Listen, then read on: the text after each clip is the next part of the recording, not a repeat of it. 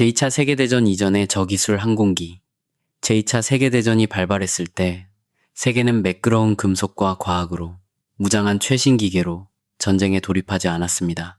대신 많은 공군들은 현대전보다는 제1차 세계대전의 사고방식에 더 가까운 구시대의 유물과도 같은 항공기들을 여전히 조종하고 있었습니다. 이것들은 금속과 목재가 섞인 뼈대, 천으로 덮인 날개, 그리고 조종사를 비바람과 추위, 적의 포화에 고스란히 노출시키는 개방형 조종석으로 만들어진 전쟁 이전의 저기술 기계들이었습니다. 속도는 느렸고 보호 장비는 빈약했지만 전쟁 초기 몇 년 동안 이 항공기들은 여전히 대규모로 전투에 투입되어 수많은 조종사들과 함께 산화했습니다. 가장 눈에 띄는 예는 1930년대 초에 설계된 복엽 전투기 폴리카르포프 I-25입니다. 1939년 무렵 이 전투기는 서류상으로 이미 도태된 기종이었습니다. 최고 속도는 시속 360km를 겨우 넘었고 이는 자신이 요격해야 할 여러 폭격기들보다도 느린 속도였습니다. 그럼에도 불구하고 I-25는 제2차 세계대전의 초기 단계, 특히 동부 전선에서 계속해서 실전에 투입되었습니다. 이유는 단순했습니다. 완벽함보다는 물량이 더 중요했기 때문입니다. 수천 대의 이 항공기들이 여전히 현역으로 배치되어 있었고 이를 하루아침에 교체하는 것은 불가능한 일이었습니다. 그 결과 조종사들은 사실상 총 한 자루와 엔진, 그리고 자신의 투혼 외에는 아무것도 없는 기계를 몰고 전장으로 내몰려야만 했습니다. 서부 전선에서도 상황은 마찬가지였습니다.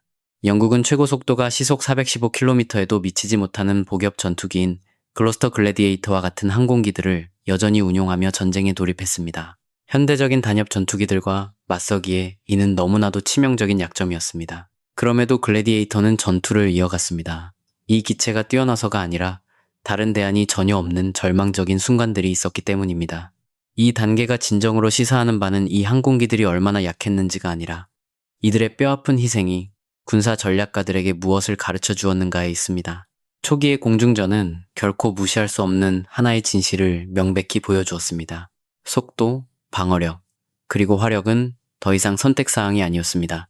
이를 갖추지 못한 항공기들은 단순히 전투에서 패배하는 것에 그치지 않고 하늘에서 완전히 지워져 버렸습니다. 1940년 후반에 이르러 전투 데이터는 복엽기들이 더 빠른 단엽기들을 상대할 때 얼마나 파멸적인 손실을 겪는지를 적나라하게 증명했습니다. 이 잔혹한 교훈은 모든 주요 강대국들이 현대화에 박차를 가하도록 강제했습니다. 그런 의미에서 이 저기술 항공기들은 의도치 않은 역할을 수행했습니다. 공중전의 미래는 이미 도래했으며 과거의 방식으로는 결코 살아남을 수 없다는 것을 피로 써내려간 증명서가 된 것입니다. 표준 피스톤 전투기 1단계가 과거 항공시대의 마지막 순교를 의미한다면 2단계는 제2차 세계대전의 공중전이 진정한 형태를 갖추기 시작한 시기입니다. 바로 표준 피스톤 엔진 전투기의 시대입니다. 빠르고 민첩하며 오직 단 하나의 목적, 즉 제공권 장악을 위해 탄생한 기계들입니다. 이 항공기들은 천으로 덮인 날개와 개방형 조종석을 과감히 버리고 전면 금속 구조와 밀폐형 조종석, 그리고 훨씬 더 강력한 엔진을 채택했습니다. 역사상 처음으로 속도 그 자체가 하나의 무기가 되었습니다. 일반적인 최고 속도는 이제 시속 550km를 넘어섰고 이는 현대적 전투기와 그 이전의 모든 기체들 사이에 결코 좁힐 수 없는 무자비한 격차를 만들어냈습니다. 두 대의 항공기가 그 어떤 기종보다도 2단계를 완벽하게 정의했습니다.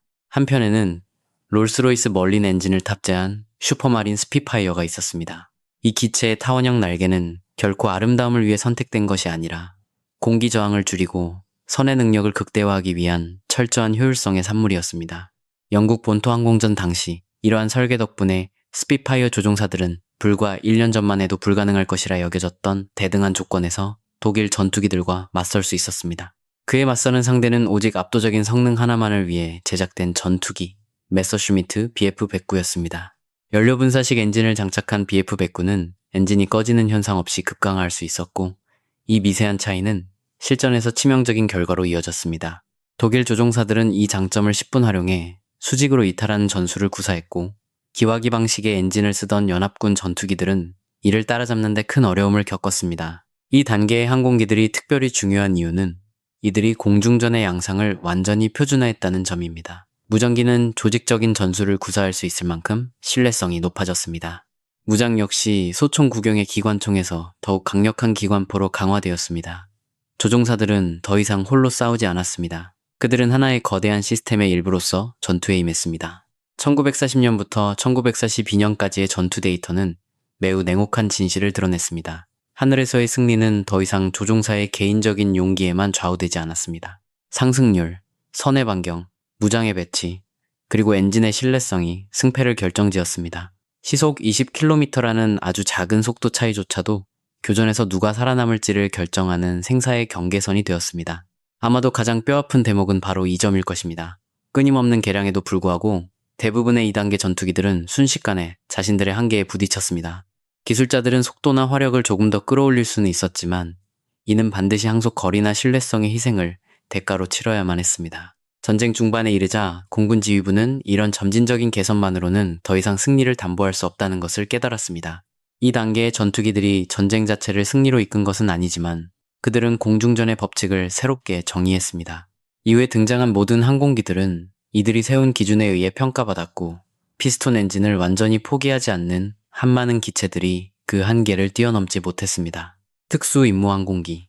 제2차 세계대전이 가장 참혹한 국면에 접어들었을 때 공중전은 이미 냉혹한 진실 하나를 드러내고 있었습니다. 그 어떤 단일 항공기도 모든 면에서 완벽할 수는 없다는 사실이었습니다. 속도만으로는 충분하지 않았습니다. 민첩성만으로도 부족했습니다. 이러한 뼈저린 깨달음이 3단계의 탄생을 이끌었습니다. 비록 다목적성을 희생하더라도 오직 단 하나의 임무를 완벽하게 수행하도록 설계된 특수임무 항공기들의 등장입니다. 이전 단계의 전투기들과는 달리 이 항공기들은 특정한 전장 상황만을 염두에 두고 철저하게 설계되었습니다. 어떤 기체는 적의 장갑차를 파괴하기 위해 만들어졌습니다. 또 어떤 기체는 외과 수술과도 같은 정밀함으로 지상 목표물을 타격하도록 고안되었습니다. 그리고 일부는 전투기들이 결코 할 수 없는 방식인 적진 더 깊숙한 곳으로 폭탄을 더욱 안정적으로 운반하는 데 최적화되었습니다. 아마도 가장 악명 높은 예시는 제2후87 슈투카일 것입니다. 기술적으로 이 기체는 결코 빠르지 않았습니다. 최고 속도는 시속 390km를 넘는 일이 드물었고 이는 적 전투기들의 손쉬운 먹잇감이 되기에 충분했습니다. 그러나 이 기체의 설계는 다른 어떤 것보다도 타격의 정확성을 최우선으로 삼았습니다. 급강하 제동기, 튼튼하게 보강된 기체 뼈대, 그리고 자동기수 회복 시스템을 통해 조종사들은 거의 수직에 가까운 각도에서 폭탄을 투하할 수 있었습니다. 전쟁 초기, 이 소름 돋는 정밀함은 그야말로 파괴적이었습니다. 방어진지 전체가 무너져 내린 것은 투하된 폭탄의 막대한 무게 때문이 아니라 그 폭탄들이 정확히 가장 치명적인 약점들에 내리꽂혔기 때문이었습니다. 동부 전선에서는 완전히 다른 철학의 IL, 이 슈투르모비크를 탄생시켰습니다. 이 기체는 적의 포화를 피하는 대신 그것을 온몸으로 견뎌내도록 만들어졌습니다. 두꺼운 장갑판이 조종석, 엔진, 연료 탱크를 둘러쌌고 이는 700kg이 넘는 방어력을 더했습니다. 이로 인해 항공기는 둔하고 무거워졌지만 그 어떤 기체와도 비교할 수 없는 엄청난 맷집과 생존력을 자랑했습니다. 독일 조종사들은 이 항공기에 피해를 입힌다고 해서 기체가 추락한다는 보장은 없다는 것을 곧 뼈저리게 깨달았습니다. 숫자는 그 자체로 모든 것을 설명해줍니다. 36,000대가 넘는 슈투르모비크가 생산되었으며 이는 역사상 가장 많이 제조된 군용기라는 기록으로 남았습니다. 이 거대한 규모는 결코 우연이 아니었습니다. 소비에트 연방의 군사규리는 막대한 손실을 감수하더라도 반드시 결과를 요구했고 슈투르모비크는 매일같이 저공 비행으로 적의 전차, 야포, 보급 행렬을 산산조각 내며 그 요구에 부응했습니다. B-25 미첼과 같은 중형 폭격기들은 또 다른 형태의 특수화를 보여주었습니다.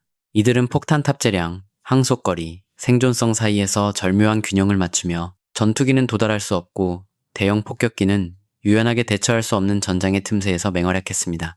이 3단계 항공기들이 그토록 중요한 이유는 그들이 대변하는 생각의 극적인 전환 때문입니다. 항공기는 더 이상 단순히 날기 위한 도구가 아니었습니다. 그것들은 철저한 전술과 교리에 의해 다듬어진 살상 무기가 되었습니다. 그들의 장점은 극단적이었고 약점 역시 명확했습니다. 그리고 올바르게 사용되었을 때 이들은 하늘을 지배하는 것을 넘어 그 아래 펼쳐진 지상의 전장 자체를 완전히 새롭게 재편해버렸습니다. 대형 중폭격기. 제2차 세계대전이 본격적인 총력전 체제로 돌입했을 때 항공기는 더 이상 속도나 민첩성만으로 평가받지 않았습니다. 4단계에 이르러 항공 역사는 결정적인 임계점을 넘어섰습니다. 항공기는 개인이 조종하는 단순한 기계를 넘어 여러 전문가가 한 팀을 이루어 운용하는 거대한 비행 시스템으로 진화했습니다. 대형 중폭격기들이 바로 이 단계를 정의합니다. 당시의 기준에서 이 항공기들은 무장을 가득 실었을 때 무게가 30톤을 훌쩍 넘겼고 쉴 새 없이 협동하는 4개의 피스톤 엔진으로 구동되는 거대한 궤수들이었습니다. 이들의 임무는 전술적인 것이 아니라 철저히 전략적인 것이었습니다. 적진 깊숙한 곳까지 나라가 어마어마한 양의 폭탄을 쏟아붓고 무사히 귀환하는 과정을 끊임없이 반복하도록 설계되었습니다. 가장 상징적인 예시 중 하나가 바로 B-17 플라잉 포트리스입니다. 하늘을 나는 요새라는 별명에도 불구하고 B-17의 진정한 강점은 단순히 두꺼운 장갑에 있는 것이 아니라 시스템의 완벽한 이중화에 있었습니다. 다수의 엔진, 예비 조종 시스템, 그리고 스스로 구멍을 메우는 자가 밀봉 연료 탱크 덕분에 상식적으로는 이미 추락했어야 할 치명적인 피해를 입고도 계속해서 날아갈 수 있었습니다. 전투 당시의 사진들을 보면 날개나 꼬리의 일부분이 완전히 뜯겨나간 채로 기적처럼 귀환하는 B-17 폭격기들의 모습을 흔히 볼 수 있습니다. 바다 건너 영국은 전혀 다른 철학에 최적화된 압으로 랭커스터 폭격기를 실전에 투입했습니다. 랭커스터는 방어 화력을 갖추는 대신 오직 폭탄 탑재량 하나에만 집중했습니다. 6,000kg이 넘는 폭탄을 실을 수 있는 거대한 폭탄창을 갖춘 이 기체는 10톤에 달하는 그랜드 슬램을 비롯해 영국이 보유한 가장 거대한 폭탄들을 투하하는 핵심 플랫폼이 되었습니다. 전쟁 당시 운용된 그 어떤 폭격기도 이 압도적인 탑재량을 따라올 수 없었습니다. 이 4단계 항공기들을 진정으로 구별짓는 요소는 바로 그 극도의 복잡성입니다.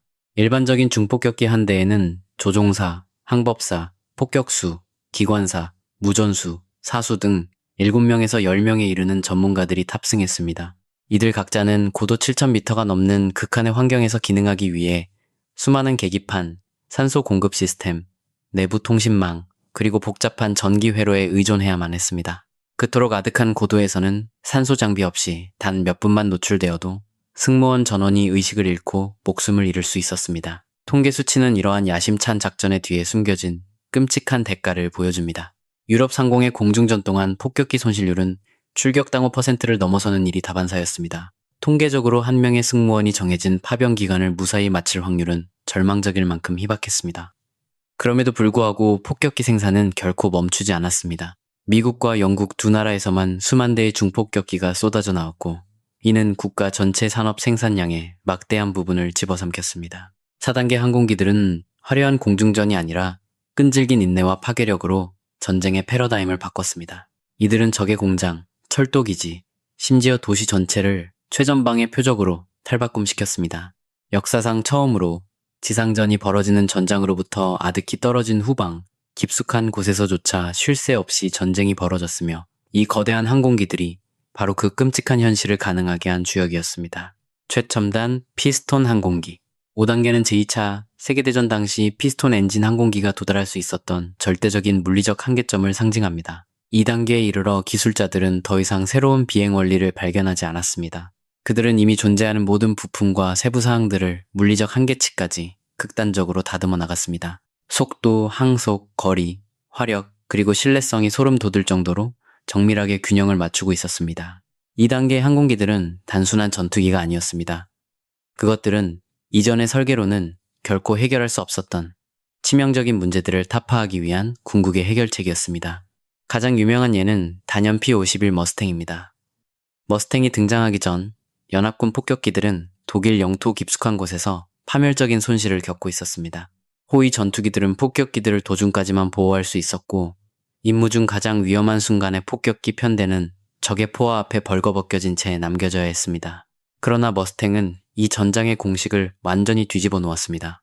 롤스로이스 멀린 엔진과 보조 연료 탱크를 결합하여 무려 2,500km가 넘는 항속 거리를 확보한 P-51 머스탱은 영국에서 베를린까지 폭격기들을 끝까지 호위하고 다시 무사히 돌아올 수 있었습니다. 이것은 단순한 성능 개선을 넘어 전쟁의 판도를 바꾼 전략적 돌파구였습니다. 이제 독일의 요격기들은 쉴 새 없이 전투를 벌여야만 했고 연료를 소진하고 베테랑 조종사들을 잃으며 결코 메울 수 없는 끔찍한 병력 손실을 감당해야 했습니다. 이와는 전혀 다른 철학으로 만들어졌지만 똑같이 경이로웠던 기체는 드 하빌랜드 모스키토였습니다.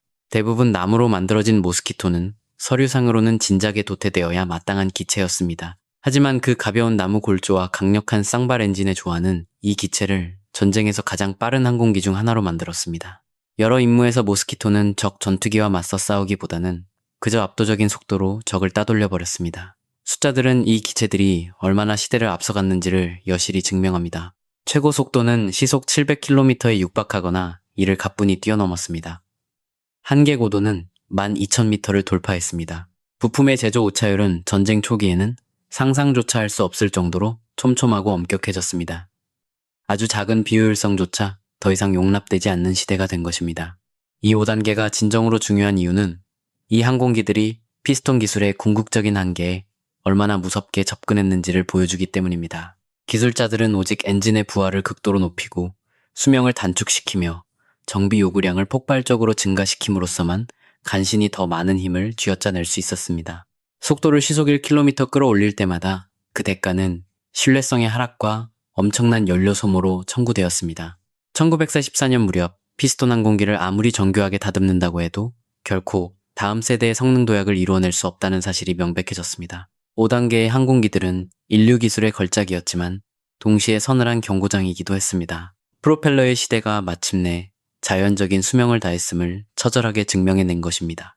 그런 의미에서 이 항공기들은 하늘을 지배하는 것 이상의 역할을 해냈습니다. 그것들은 항공 역사의 한 시대와 그 다음 시대를 나누는 거대한 경계선을 그었고 그 경계는 곧 무너질 참이었습니다.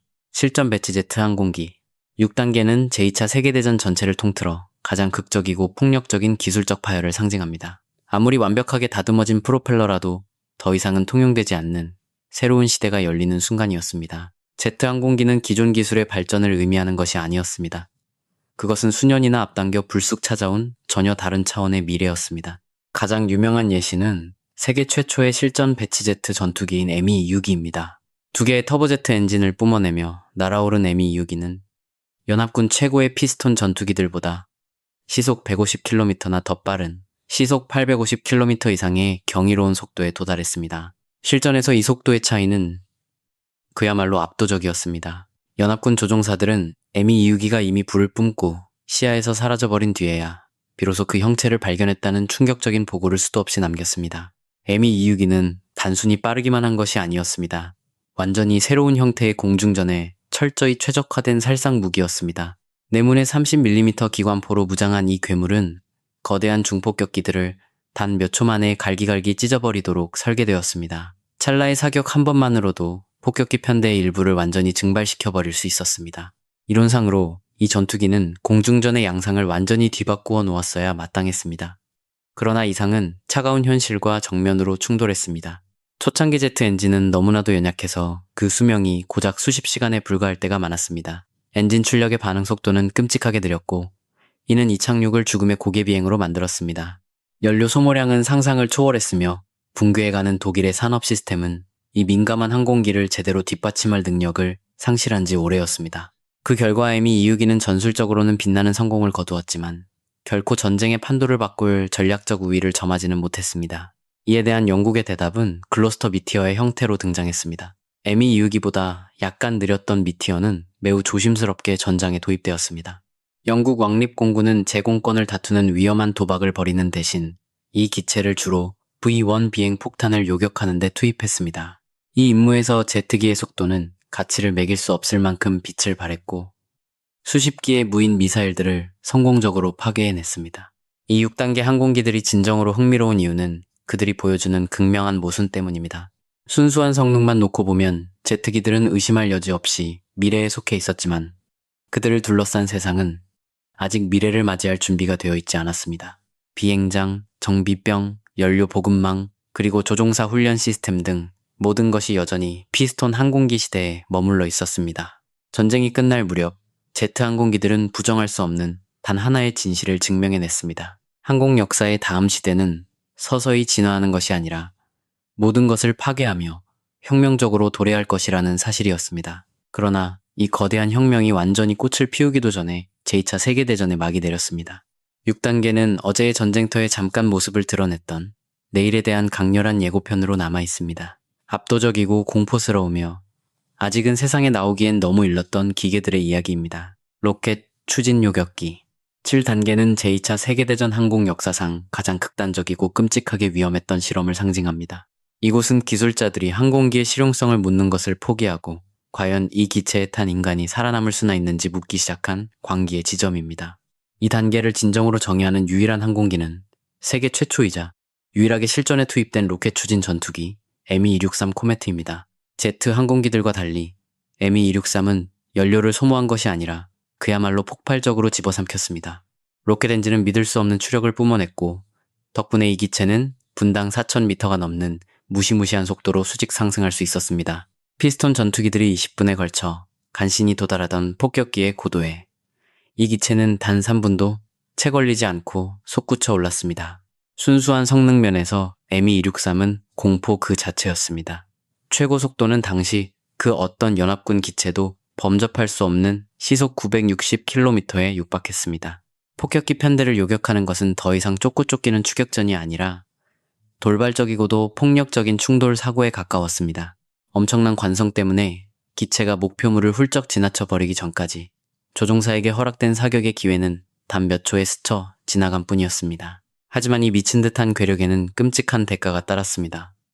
ME-263에 실린 연료는 고작 7분, 남짓의 동력 비행만을 감당할 수 있는 양이었습니다. 연료가 바닥나면 기체는 기지로 침묵하며 미끄러져 내려가는 한 대의 무거운 글라이더로 전락했습니다. 더욱 끔찍한 사실은 이 기체의 혼합 연료가 화학적으로 극도로 불안정했다는 점입니다.